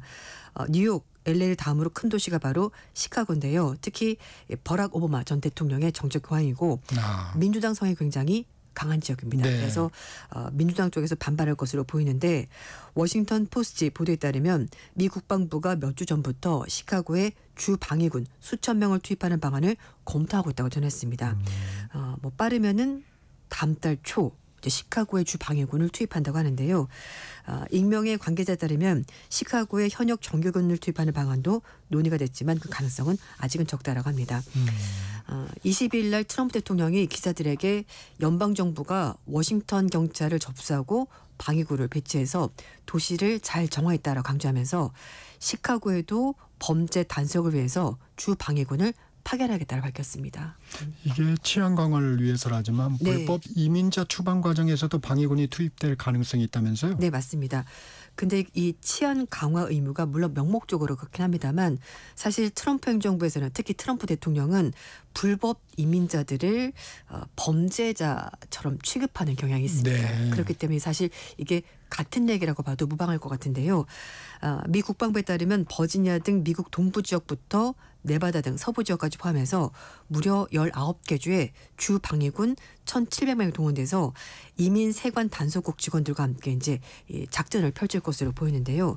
트럼프 대통령은 본인 주장이긴 합니다만 시카고, 뉴욕, LA 등에서 와달라고 애원하는 정치인들의 전화를 받았다라고 전하면서 그래서 주 방위군이 투입되는 거다라고 밝혔습니다. 그렇지만 일각에서는 대통령이 군을 국내 치안 유지에 동원하는 것을 금지하고 있는 민병대법을 위반했다는 주장도 나오고 있는데요. 일리노이주 주지사는 주 방위군 배치에 대해서 시카고에는 군 병력 투입이 필요한 상황이 아니라고 그렇게 입장을 밝혔고요. 시카고 시장도 연방 정부로부터 공식 통보를 받지 못했다면서 시 당국은 주 방위군의 불법 배치가 미칠 영향에 대해서 굉장히 걱정하고 있다는 입장을 밝혔습니다. 사실상 미 전역으로 주 방위군이 확대 배치될 가능성도 있기 때문에 이 대통령의 권한 범위를 둘러싸고 위법 논란 앞으로도 있을 것으로 보입니다. 트럼프 대통령이 6월 달에 게빈 뉴섬 캘리포니아 주지사의 반대에도 불구하고 불법 이민자 단속을 명목으로 해서 이 반대 시위를 뭐 이제 잡겠다라 말하면서 LA 지역에 해병 700명 그리고 주방위군 4,000명 투입을 명령해서 또 마찰이 있었습니다. 네. 러시아 우크라이나 전쟁 소식도 알아보죠. 네. 캐나다가 우크라이나의 파병 가능성을 언급했다고요? 네, 맞습니다. 우크라이나 24일 방문한 마크 카니 캐나다 총리가 우크라이나의 전후 안보를 강조하면서 캐나다 파병 가능성을 배제하지 않는다라 밝혔습니다. 카니 총리가 우크라이나 독립기념을 맞이해서 수도 키우를 깜짝 방문한 건데요. 의제연합 그러니까 이제 유럽을 중심으로 한 그 다국적군과 함께 안전 보장에 대해서 세부 사항을 위해서 여러 가지 논의를 하고 있고 그리고 캐나다는 파병 가능성을 배제하지 않는다라 밝혔습니다. 그렇게 얘기를 하면서 우크라이나 자체적으로는 안전 보장이 힘들지 않겠냐라고 말했는데요. 네. 이에 대해서 젤렌스키 대통령도 우크라이나에 캐나다군이 주둔하길 바란다라면서 외국군이 주둔하는 것 굉장히 중요하다라고 말했습니다. 지금 말씀하신 의지의 연합, 유럽 네. 국가들이 주축이 된 다국적군을 말하는 거죠? 네, 맞습니다. 영국과 프랑스 주도로 이제 안전보장군을 배치하는 것이 바로 이제 의제 연합군인데요. 네. 우크라이나 전쟁 전후에서 이 군대가 주둔하는 방을 얘기를 하고 있고 영국, 프랑스 외에도 에스토니아도 한 개 중대 정도는 파견할 수 있다라고 밝혔는데요. 문제는 미국은 지상군 투입하지 않겠다라고 트럼프 대통령이 분명한 입장을 밝혔습니다. 18일 날 백악관에 있었던 미국과 우크라이나 유럽연합 정상들 간의 다자회의에서 트럼프 대통령은 2주 안에 푸틴 대통령과 젤렌스키 대통령의 양자회담을 개최하겠다라고 밝혔습니다만 러시아 측에서는 전혀 준비가 되어 있지 않다라면서 네. 회담 가능성을 일축했습니다. 세르게이 라브로프 러시아 외무장관이 미국 언론과 인터뷰를 하면서 현재로서는 정상회담이 전혀 준비가 되어 있지 않다라고 밝혀서 트럼프 대통령의 중재 구상에 완전히 찬물을 끼얹었습니다. 푸틴 대통령이 15일 날 트럼프 대통령 만난 이후에 러시아는 우크라이나에 대해서 미사일 공습 멈추지 않았고 또 최근에 미국 기업이 가지고 있는 전자기기 공장을 파괴당하는 그런 일이 있었기 때문에 지금 뭐 트럼프 대통령이 한다고 얘기를 합니다만 어쨌든 2주 안에 뭔가 가시적인 성과가 나오기에는 분위기가 굉장히 좋지가 않습니다. 트럼프 대통령 이 교착 상태와 관련해서 중재자 역할을 중단하겠다고 경고했다면서요? 네, 이제 이런 모든 것들 때문에 그런 건데요. 트럼프 대통령이 당분간 우크라이나 평화협정의 노력은 중단하겠다 입장을 밝혔습니다. 트럼프 대통령이 워싱턴 백악관 집무실에서 다음 2주간에 걸쳐서 어떤 일이 일어날지 좀 봐야 되겠다라면서 2주 내로 만족스러운 결과가 나오지 않을 경우에 무엇을 할지 결정을 할 것이고 뭐 대규모 제재나 관세 또는 둘 다일 수 있고 둘 다 아닐 수도 있다라 말하면서 손을 뗄 수도 있다 이런 뉘앙스로도 말했습니다. 우크라이나 이 와중에 독립 34주년을 맞았네요. 네, 그렇습니다. 옛 소련에서 독립된 그날이 8월 24일인데요. 네. 공교롭게도 지금 러시아와 다시 전쟁을 하고 있습니다. 그러네요. 너무 역사의 아이러니 같긴 한데요. 젤렌스키 대통령은 우크라이나는 다시는 러시아인들이 타협으로 부르는 그런 수치스러운 일을 절대 하지 않을 것이라고 말하면서 전쟁 강요 의지를 밝혔고요. 또 세계 각국들도 우크라이나 독립기념을 맞이해서 우크라이나에 대해서 지지와 연대를 표시했습니다. 스웨덴 국방장관도 키우 방문해서 우크라이나와 군 장비를 공동으로 생산하겠다고 밝혔고요. 뭐 트럼프 대통령은 뭐 그냥 표면적인 합니다만 축전 보내서 이제 무분별한 사륙을 끝낼 때라고 말하면서 유혈 사태를 끝내고 우크라이나 주권과 존엄성을 보호할 지속적인 평화로 이어지기를 바란다라고 밝혔습니다. 네. 말만 해서 안 될 것 같은데 어쨌든 뭐 말이라도 했습니다. 트럼프 대통령이. 네, 네, 일본 상황도 보겠습니다. 네. 이시바 시게루 일본 총리 집권 이후 치러진 참의원 선거에서 연립여당에 패배하면서 사퇴 압박이 커지고 있는데 네. 퇴임 여부는 다음 달은 돼야 결정이 될 것 같다고요? 네, 그렇습니다. 이시바 시게루 총리가 일본 참여한 선거에서 패배하고 나서 집권 자민당 내에서도 퇴진 압박이 거센데요. 하지만 최근에 여러 가지 외교 일정이 겹치면서 존재감을 드러내고 있고요. 그래서 이 퇴진하는 것 좀 다음 달은 돼야 되지 않을까 얘기를 하고 있습니다. 이번 달 20일부터 20일까지 요코하마시에서 아프리카 개발회의 의장으로 참여도 했었고요. 23일 날 뭐 다 아시겠습니다만 이재명 대통령과 정상회담이 있었습니다. 네. 그리고 오늘은 리센융 전 싱가포르 총리와 만나는 일정이 있고요. 29일에 나렌드라 모디 인도 총리와 도쿄에서 정상회담을 가집니다. 특히 모디 총리가 일본 방문에 대해서 이시바 시게루 총리가 사임한다면은 좀 만나지 어렵지 않겠냐라고 말하면서 이걸 일본 측에 전달했고 총리가 이제 만나기를 한 건데요. 일본 언론들도 8월 마지막 주에는 여러 가지 정상회의가 있기 때문에 이게 좀 쉽지가 않을 것으로 보인다라 밝혔고요. 네. 또 9월 하순에도 유엔 총회, 또 말레이시아 개최되는 아세안 관련 정상회의 있기 때문에 또 일정이 많습니다. 그리고 경주에서 에이펙 정상회담 이런 것도 있기 때문에 줄줄이 일정이 있어서 총리 퇴진이 좀 미뤄지는 것 아니냐 얘기 나오고 있는데요. 이시바 총리도 이런 여러 가지 외교 일정을 염두에 두고 정치 공백을 만들 수는 없지 않냐라면서 정권 유지 의사를 밝혔고 그래서 당장은 좀 퇴임이 힘들 것 같다는 얘기가 나오고 있습니다. 이시바 총리가 그러면 사퇴 의사가 없는 건가요? 일단 본인은 사퇴 의사가 사실은 없습니다. 그러니까 사실 근데 선거에서 졌기 때문에 총리가 책임을 지는 게 맞긴 합니다만 말씀인 것처럼 외교 일정도 많았고요. 거기에다가 이런 외교 일정을 소화하면서 분위기가 약간 바뀌었습니다. 우호적으로. 그래서 네. 여론조사에서 이시바 총리 퇴진 반대 의사가 점점 줄어들고 있다고 하는데요. 요미우리 신문이 22일부터 24일까지 여론조사 해봤는데 이시바 내각 지지율이 39%로 참여 선거 패배 직후인 지난달 22%보다 무려 17%포인트 올라갔습니다. 네. 그리고 부정평가도 67%에서 50%가 낮아졌기 때문에 좀 분위기가 바뀐 것 아닌가라는 얘기가 나오고 있습니다. 그리고 뭐 또 사실 그 도쿄 국회 주변에서도 이례적으로 이시바 정권을 지지하는 집회가 열리면서 선거 이후 분위기가 많이 달라졌다라고 보시면 되겠습니다. 타이완에서는 야당인 국민당 소속의 국회의원을 파면 여부를 묻는 투표 부결됐다고 합니다. 네. 집권 여당 타격을 입었다고요? 네, 그렇습니다. 예상과 달리 상황이 지금 흘러가고 있는데요. 친중 성향의 제1야당인 국민당 소속 의원 7명에 대해서 파면 여부를 묻는 2차 투표가 진행이 됐는데요. 네. 1차 때와 마찬가지로 모두 부결됐습니다. 그리고 원전 재가동 관련 군부투표도 진행이 같이 됐는데요. 찬성보다도 물론 반대가 많긴 했습니다만 법정 요건을 채우지 못해서 결국 안건이 통과되지 못했습니다. 친중 행보가 국가 안보를 해친다 이유 때문에 이번 파면 투표가 진행이 되는데요.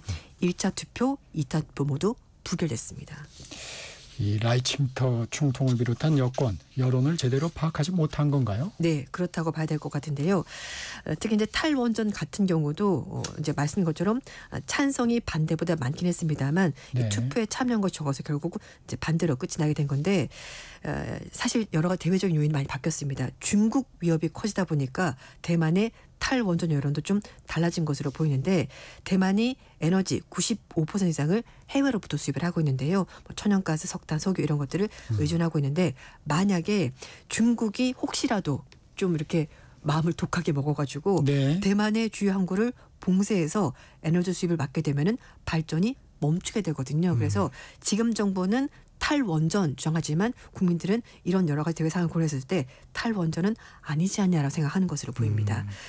사실 민진당 지지자까지 친환경 에너지에 대해서 좀 신뢰가 흔들리면서 집권 민주당이 지금 좀 약간 불안한 상황을 보이고 있고요. 그러니까 말씀하신 것처럼 민심을 좀 제대로 파악하지 못하고 그냥 당내 분위기만 가지고 이렇게 투표를 끌고 가다 보니까 좀 약간 패착이 있었던 거 아닌가 싶습니다. 태국 얘기도 해보겠습니다. 네. 관광산업 침체에서 벗어나기 위해서 국내선 무료 항공권을 지급한다고요? 맞습니다. 최근에 태국에서 연이은 범죄 사건이 발생하면서 네. 태국 관광산업이 좀 침체로 빠졌고요. 그러자 태국 정부가 외국인 관광객 유치를 위해서 국내선 무료 항공권 제공과 가상화폐 결제 편의성을 강화하는 정책을 펼친다고 합니다. 태국 관광체육부 장관이 7억 바트 우론으로 300억 원 규모의 예산을 내각에 요청했다고 하는데요. 네. 다음 달부터 11월 달까지 편도로 1,750바트 우론으로 7만 5천 원 그리고 왕복은 3,500바트 규모의 국내선 항공권을 외국 관광객들에게 무료로 제공하는 그런 캠페인을 벌인다고 합니다. 뿐만 아니라 가상화폐를 바트로 쉽게 환전할 수 있도록 투어리스트 디지페이 앱을 동원해서 이제 좀 관광객들 쉽게 네. 이제 돈을 쓸 수 있도록 한다고 하는데요. 이번 사업은 태국 전역의 주요 관광지 그리고 유네스코 세계유산 도시를 중심으로 해서 약 20만 명의 외국인 관광 유치하는 목표로 이제 사업이 진행이 된다고 하는데요. 일본의 국내선 무료 캠페인에서 영향을 받아서 이제 영감 얻어서 이걸 한다고 하는 거라 합니다. 이를 통해서 최소 우리 돈으로 3,770억 원 정도의 수입이 있을 것으로 기대를 하고 있다고 하는데요. 네. 최근에 태국 관광산업이 중국인 관광객들이 미얀마 등지에서 대규모 사기 범죄 관련 사건 때문에 납치되는 일이 있었고요. 거기에다가 태국과 캄보디아 국경 지역에서 교전이 발생하면서 치안이 불안해져 사람들이 안 가기 시작한 겁니다. 특히 중국 배우 왕싱도 사기 사건에 연루가 되면서 납치가 됐었고요. 그러자 중국 관광객들이 상반기에 무려 33%나 감소했다고 합니다. 그러니까 공짜 항공권을 통해서 외국인을 유치하려고 하는 것 같습니다. 네, 여기까지 듣겠습니다. 조윤주 외신캐스터였습니다. 고맙습니다. 감사합니다. 기상특보 전해드립니다. 오늘 아침 8시 25분 전주시 지역에 호우경보가 발효됐습니다. 침수지역이나 위험지역에 있는 분들은 즉시 안전한 곳으로 대피하시고 농촌 지역에서는 농작물 및 시설물 피해가 발생하지 않도록 미리 대비하시기 바랍니다. 이상 행정안전부에서 알려드렸습니다. 전격시사 듣고 계신 지금 시각 8시 44분입니다.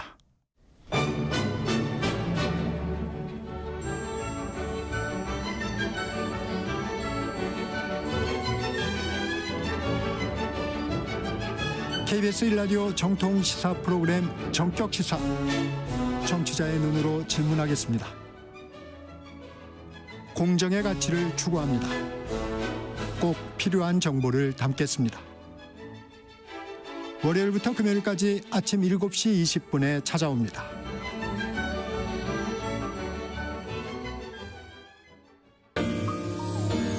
대한민국 중심 채널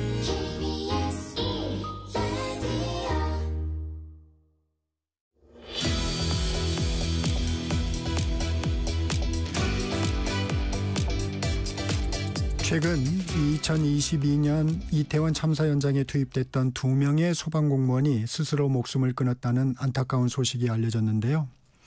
당시 현장에 투입된 소방대원과 구급대원 등이 여전히 트라우마에 시달리고 있지만 지속적인 관리와 지원은 부족하다고 합니다. 전격 인터뷰, 이번엔 전북대학교에서 소방공무원 심리지원센터 단장을 맡고 있는 윤명숙 교수와 자세한 얘기 나눠보겠습니다. 전화 연결돼 있습니다. 교수님 나와 계시죠? 네, 안녕하십니까. 소방공무원 심리지원센터 단장으로서 앞서 언급한 소식을 접하시고 어떠셨습니까? 네, 매우 안타까운 사건이었고요. 소방공무원분들은 사실 우리 국민을 지켜주고 계시는데 우리가 그분들을 지켜드리지 못했다라는 그런 안타까움이 있었습니다. 네, 두 소방관 모두 이태원 참사 출동 이후에 우울증 진단을 받은 것으로 알려졌습니다. 소방공무원분들 만나보시면 우울증이나 외상 후 스트레스 장애, 심리적으로 좀 어려움을 겪는 분들이 많은가요? 어떻습니까?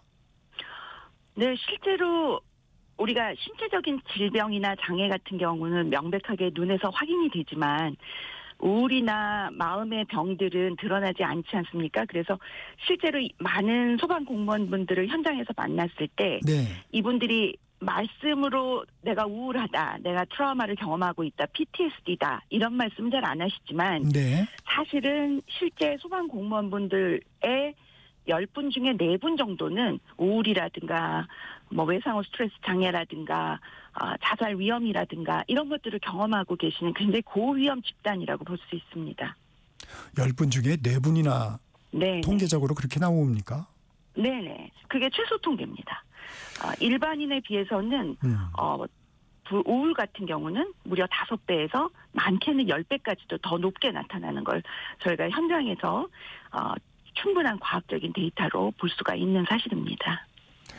참사 현장에 출동했던 소방관들이 느끼는 트라우마 증상, 어떤 유형들이 있는가요? 제일 많이 경험하시는 것들이 이제 그런 당시의 상황들, 우리가 다양한 재난을 경험하게 되거든요.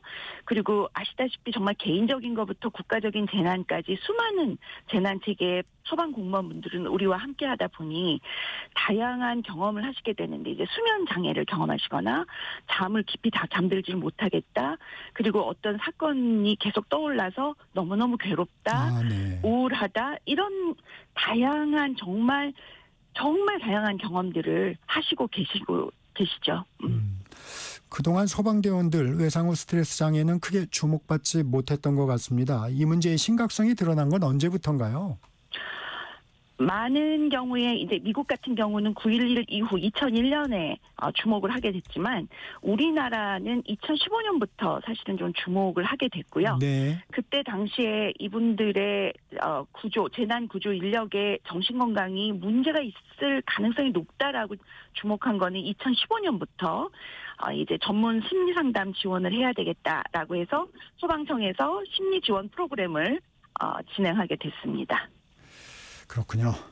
이 찾아가는 상담실 같은 지원 제도가 있다고 하는데 어떤 식으로 진행이 되는 건가요?